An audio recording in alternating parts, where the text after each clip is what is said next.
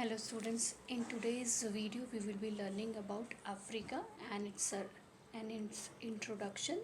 Let's start with today's video. Africa and introduction. Africa is in the world second largest continent, and it has the world's largest river Nile, starting from Lake Victoria and moving towards the northern part of the continent and ending in the Mediterranean Sea. Africa has the largest desert, Sahara Desert, the tropical desert. Africa was known as the Dark Continent, and it remained for several centuries unexplored by the people. Why Africa remained unexplored for centuries? Because African continent is inaccessible due to Sahara desert in the north. So from north, if the explorer wanted to enter the continent, it was very difficult to enter. Availability of very few harbors along the coast.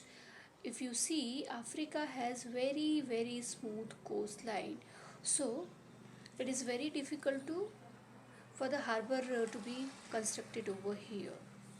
High plateaus made it difficult to enter in the interior. Now, most part of Africa is a, a plateau region, right? In the east, you have Ethiopian highland, you have Ubangi plateau at the center, and you have desert in the southwestern part of Africa.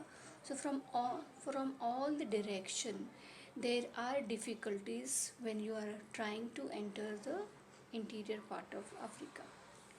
The rivers flow from such higher plateau and the mountainous region, so they have so many rapids and waterfalls, so they are not navigable.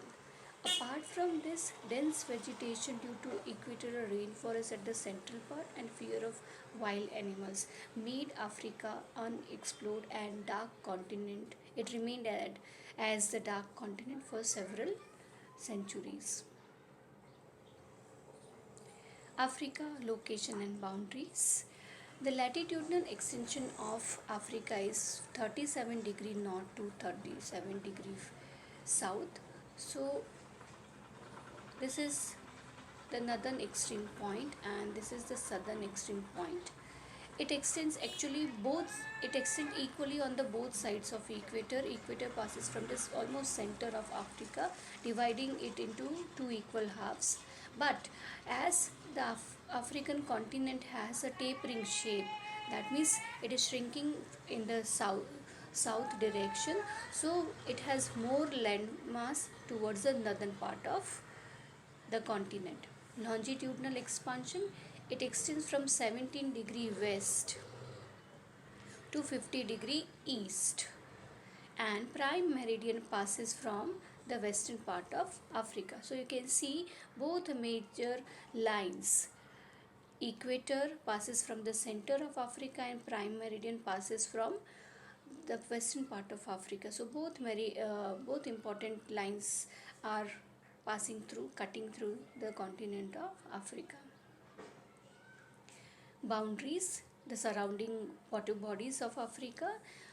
Africa is surrounded by oceans and seas from all the sides.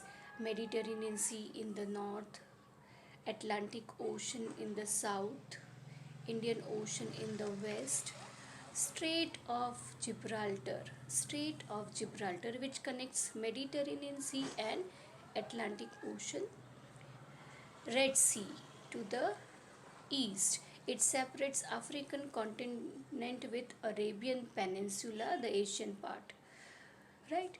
And other water bodies includes Gulf of Aden, Strait of Bab el Mandeb, right?